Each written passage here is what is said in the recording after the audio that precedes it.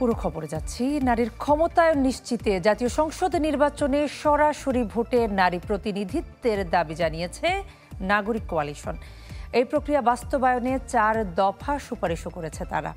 রাজধানীতে এক আলোচনায় দেয়া প্রস্তাবনায় তারা বলেন, সংসদে নারী প্রতিনিধির সংখ্যা বাড়াতে প্রয়োজন রাজনৈতিক দলগুলোর আন্তরিকতা। ইলেকট্রা রেফ্রিজারেটর, খাবার তাজা তো জীবন তাজা। ইলেকট্রা, ফ্রিজের রাজা। বিদ্যমান নির্বাচনী ব্যবস্থায় জাতীয় সংসদে নারীদের সংরক্ষিত আসন 50টি। রাজনৈতিক দলগুলোর ইচ্ছা অনুসারে সেসব আসনে প্রার্থী ও প্রতিনিধি নির্বাচন করা হয়। তবে নাগরিক কোয়ালিশন বলছে, নারীর ক্ষমতা নিশ্চিতে বৃদ্ধি করতে হবে নারী প্রতিনিধির সংখ্যা, ব্যবস্থা করতে হবে সরাসরি ভোটের। 400 জনের মধ্যে 100 জন অর্থাৎ 25 ভাগ নারী প্রতিনিধিত্ব আমরা প্রস্তাব করছি। এছাড়া 2026 সালে এই দ্বৈত প্রতিনিধিত্ব হয়তো থাকবে, তবে পর্যায়ক্রমে এটা থাকবে না, এটা প্রস্তাব করা হচ্ছে। সরাসরি নির্বাচন প্রস্তাব করছি।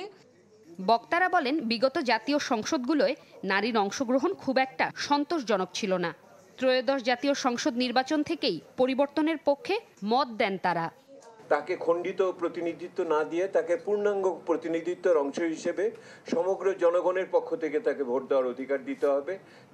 যেই আসনেই আপনি দেন না কেন, যেই আসন সংখ্যার ভিত্তিতে আপনি করেন না কেন। ওই যে আমাদের গ্রাম বাংলায় যে কথা আছে, এক ঘরে দুই পীর হইতে পারে না। এবং এখনই কিন্তু এই যে আমাদের যে বর্তমান পদ্ধতিতে আছে, অনেক জায়গায় কিন্তু আমাদের সাধারণ আসনে যারা সংসদ, তারা কিন্তু নারীদেরকে যেতেই দেয় না। তো এখন 2 জন হলে মানে এটা কার্যকর হবে কিনা আমার সন্দেহ আছে। আলোচনায় রাজনীতিবিদরা বলেন, সবার আগে প্রয়োজন রাজনৈতিক দলের আন্তরিকতা।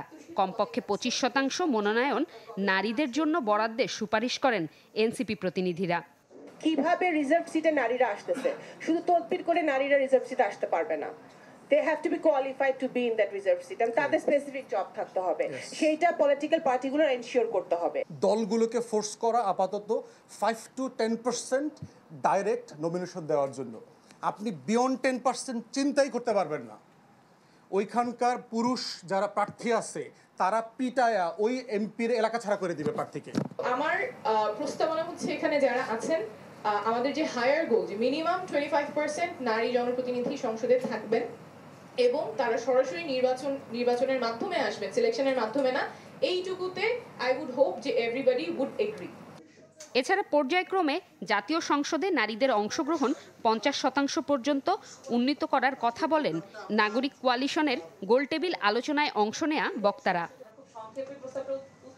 জুমাতুল বিদা, চ্যানেল 24, ঢাকা।